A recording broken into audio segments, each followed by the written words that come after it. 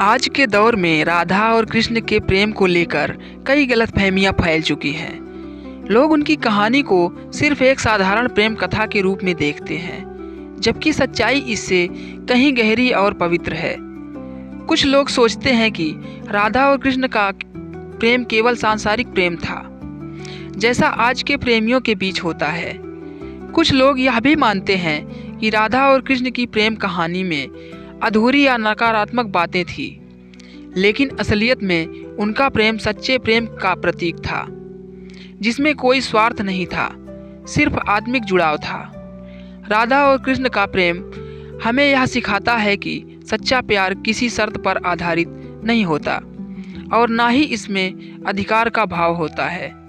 उनके प्रेम में कोई मोह माया नहीं थी, बल्कि यह एक दिव्य प्रेम था जो आत्मा से जुड़ा हुआ था। यह कहानी उन सभी गलतफहमियों को दूर करने के लिए है जो लोग राधा और कृष्ण के बारे में सुनते हैं। आइए इस कहानी के जरिए जानें कि असल में राधा और कृष्ण का प्रेम कैसा था। बरसाने के हरे भरे बागों में राधा अपनी सखियों के साथ खेल रही थी। जीवन में हंसी और मस्ती का माहौल था, लेकिन उनके दिल में कहीं एक गहरी भावना थी जो वो खुद भी पूरी तरह से नहीं समझ पाई थी। एक दिन जब वह अपनी सखियों के साथ यमुना किनारे पानी भरने आई, तभी अचानक बांसुरी की मीठी धुन गूंज उठी। राधा ने मुड़कर देखा तो सामने कृष्ण खड़े थे। उनका मोर पंख से सजा मुकुट और बांसुरी उनकी पहचान थी। राधा और कृष्ण की नजरें मिली और ऐसा लगा जैसे दोनों की आत्माएं एक दूसरे से बातें कर रही हों। यह कोई साधारण मिलन नहीं था, उनका संबंध आत्मा से था, जिसे दुनिया की किसी भी चीज से मापा नहीं जा सकता। इस पल से ही दोनों के बीच एक अनकहा लेकिन अटूट प्रेम पनपने लगा। कृष्ण राधा के साथ वृंदावन के बागों में समय बिताते थे।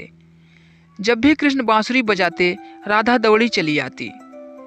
उनके बीच कोई शब्दों की जरूरत नहीं होती थी, क्योंकि उनके दिलों की बातें वो खुद ही समझ जाते थे।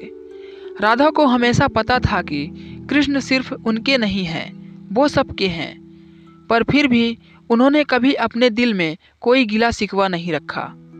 उनका प्रेम निस्वार्थ था, जिसमें स्वामित्व का कोई भाव नहीं था। कृष्ण ने राधा से एक दिन कहा, राधा, हमारा प्रेम किसी एक समय या एक जगह से बंधा हुआ नहीं है। हम चाहे साथ हों या दूर, हमारी आत्माएं हमेशा जुड़ी रहेंगी। यह प्रेम कभी खत्म नहीं हो सकता।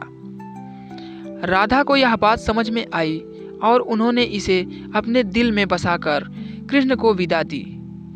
जब वह मथुरा जाने के लिए तैयार हुए, राधा जानती थी कि उनका प्रेम कृष्ण के साथ रहेगा, चाहे वे साथ हों या ना हों।